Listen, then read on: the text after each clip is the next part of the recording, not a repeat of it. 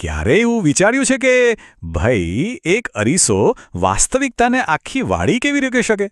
આજે છે ને આપણે અંતર્ગોળ અરીસાના એવા જ કેટલાક રહસ્યોને ખોલવાના છીએ. એવા રહસ્યો જે આપણી જોવાની રીતને જ બદલી નાખે છે. તો ચાલો આ મજેદાર સફર શરૂ કરીએ. જો ઘરમાં જે સાદો અરીસો હોય છે ને એ તો હંમેશા એક સરખું જ પ્રતિબિંબ બતાવે છે, પણ આ અંતર્ગોળ અરીસો, અરે એ તો કોઈ જાદુગર જેવો છે. ક્યારેક પ્રતિબિંબ એકદમ મોટું કરી દે, ક્યારેક સાવ નાનું, અને ક્યારેક તો સાવ ઊંધું જ કરી નાખે. પણ આવું થાય છે કેવી રીતે? ચાલો આજે આ રહસ્ય પરથી પડદો ઉઠાવીએ. તો આ જાદુને સમજવા માટે સૌથી પહેલાં આપણે આપણી પોતાની એક નાનકડી વર્ચ્યુઅલ લેબ તૈયાર કરવી પડશે. જુઓ, કોઈ પણ પ્રયોગ કરતા પહેલાં એના નિયમો અને મુખ્ય ભાગોને સમજવા તો જરૂરી જ છે, બરાબર ને? તો ચાલો પહેલાં આપણા સાધનો અને આખા સેટઅપને બરાબર સમજી લઈએ. આપણા પ્રયોગનો નકશો શરૂ થાય છે પીથી, એટલે કે ધ્રુવ. આ શું છે તો કે અરીસાની જે ચમકતી સપાટી છે ને એનું બરાબર સેન્ટર પોઈન્ટ. એમ સમજો કે આ આપણી સ્ટાર્ટિંગ લાઇન છે. હવે આવે છે સૌથી રસપ્રદ બિંદુ, એફ, એટલે કે મુખ્ય કેન્દ્ર અથવા ફોકસ. કલ્પના કરો કે દૂરથી પ્રકાશના ઘણા બધા કિરણો સીધા આવી રહ્યા છે.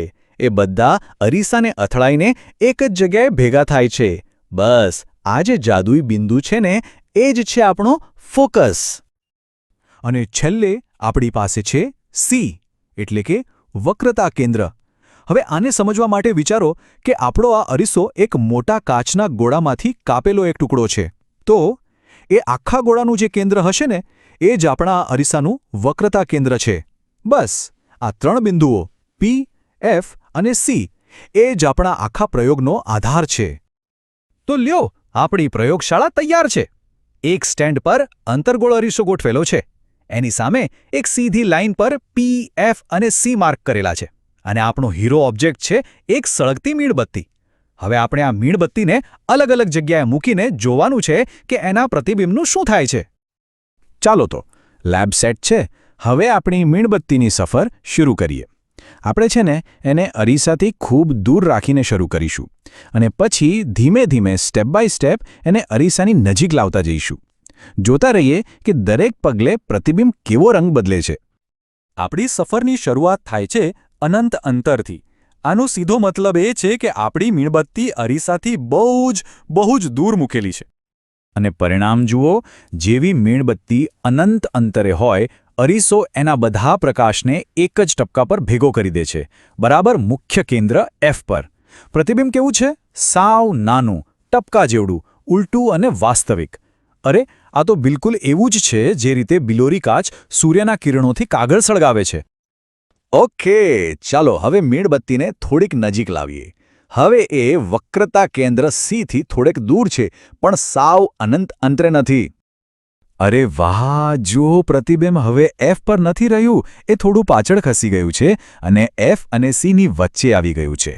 અને એક વાત નોટ કરવા જેવી છે, એ હજુ પણ ઉલટું અને વસ્તુ કરતાં નાનું જ છે, પણ હા, પેલા ટપકા જેવડું હતું એના કરતાં થોડુંક મોટું થયું છે. હવે આપણે એક બહુ જ ખાસ જગ્યાએ પહોંચ્યા છીએ. ચાલો મીણબત્તીને બરાબર વક્રતા કેન્દ્ર સી પર જ મૂકી દઈએ. આ છે ને આપણા પ્રયોગનો એક ટર્નિંગ પોઈન્ટ છે. અને આ પરિણામ તો જુઓ, ખરેખર અદ્ભુત છે. જ્યારે વસ્તુ સી પર હોય ત્યારે એનું પ્રતિબિંબ પણ બરાબર સી પર જ બને છે. અને સૌથી મજેદાર વાત, પ્રતિબિંબનું કદ વસ્તુના કદ જેટલું જ હોય છે. નાનું પણ નહીં, મોટું પણ નહીં, એકદમ પરફેક્ટ મેચ. આપણી સફર ચાલુ છે. હવે મીણબત્તીને સી અને એફની વચ્ચેની જગ્યામાં મૂકીએ.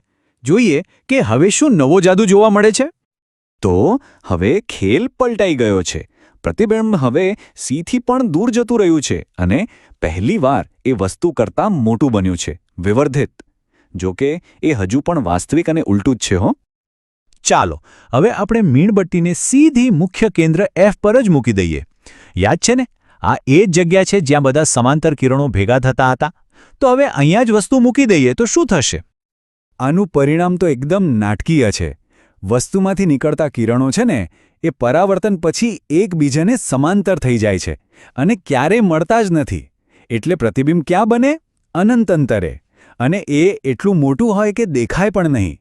ખબર છે, કારની હેડલાઇટ બસ આ જ સિદ્ધાંત પર કામ કરે છે. અને હવે આપણું છેલ્લું અને સૌથી રસપ્રદ પગલું. આપણે મીણબત્તીને અરીસાની એકદમ નજીક લઈ જઈએ છીએ. ધ્રુવ પી અને મુખ્ય કેન્દ્ર એફની બરાબર વચ્ચે. અને આ જ તો અસલી જાદુ છે. બધું જ બદલાઈ ગયું. પ્રતિબિંબ હવે ઉલટું નથી રહ્યું, એ સીધું એટલે કે ચત્તું થઈ ગયું છે. એ વાસ્તવિક પણ નથી, પણ આભાસી છે. મતલબ કે અરીસાની પાછળ દેખાય છે. અને હા, એ હજુ પણ મોટું છે. બસ આ જ કારણ છે કે શેવિંગ મિરર કે મેકઅપ મિરરમાં આપણને આપણો ચહેરો મોટો અને સીધો દેખાય છે. તો આપણી મીણબત્તીની આ રોમાંચક સફર અહીં પૂરી થઈ. આપણે જોયું કે કેવી રીતે ખાલી જગ્યા બદલવાથી પ્રતિબિંબનું આખું સ્વરૂપ જ બદલાઈ જાય છે. હવે ચાલો આ બધા 6 સ્ટેપને એક સાથે મૂકીને જોઈએ કે આખી પેટર્ન કેવી દેખાય છે. આ રહ્યું આપણી આખી સફરનું સરવૈયું. આ કોષ્ટક બધું જ સ્પષ્ટ કરી દે છે. જુઓ, જેમ જેમ વસ્તુ અરીસાની નજીક આવતી જાય છે એમ એનું વાસ્તવિક પ્રતિબિંબ અરીસાથી દૂર જાય છે અને મોટું થતું જાય છે. અને પછી જેવું એ એફ બિંદુને ક્રોસ કરે છે, બધો ખેલ બદલાઈ જાય છે. પ્રતિબિંબ અચાનક આભાસી, ચત્તું અને મોટું બની જાય છે. છે ને એકદમ સુંદર અને તાર્કિક પેટર્ન? આ બધું જે આપણે શીખ્યા એ ખાલી કિતાબી જ્ઞાન નથી. આ વિજ્ઞાન આપણી આસપાસ, આપણી રોજિંદી જિંદગીમાં સતત કામ કરી રહ્યું છે. તો ચાલો ફટાફટ જોઈએ કે આ જાદુઈ અરીસાનો ઉપયોગ આપણે ક્યાં અને કેવી રીતે કરીએ છીએ. જુઓ, મેકઅપ કે શેવિંગ અરીસા એ આપણી છઠ્ઠી સ્થિતિનો ઉપયોગ કરે છે, જેથી મોટું અને સીધું પ્રતિબિંબ મળે. ડેન્ટિસ્ટ પણ દાંતને મોટા કરીને જોવા માટે નાના અંતર્ગોળ અરીસા વાપરે છે. કારની હેડલાઇટમાં બલ્બને મુખ્ય કેન્દ્ર પર રાખીને દૂર સુધી પ્રકાશનો શક્તિશાળી પુંજ ફેંકાય છે. અને મોટા મોટા ટેલિસ્કોપ એ તો દૂરના તારાઓમાંથી આવતા ઝાંખા પ્રકાશને ભેગો કરવા માટે વિશાળ અંતર્ગોળ અરીસાઓનો જ ઉપયોગ કરે છે. તો આજે આપણે અંતર્ગોળ અરીસાના ઊંડા રહસ્યોને સમજ્યા. પણ હવે એક સવાલ. હવે પછી જ્યારે પણ કોઈ ગાડીના સાઇડ મિરરમાં જોવામાં આવે જે બહારની તરફ ઉપસેલો હોય છે, ત્યારે વિચારજો, જો અંતર્ગોળ અરીસો પ્રકાશને ભેગો કરે છે તો આ બહિર્ગોળ અરીસો પ્રકાશનું શું કરતો હશે? આ સવાલનો જવાબ હવે જાતે શોધી શકાય એમ છે. વિચારતા રહેજો.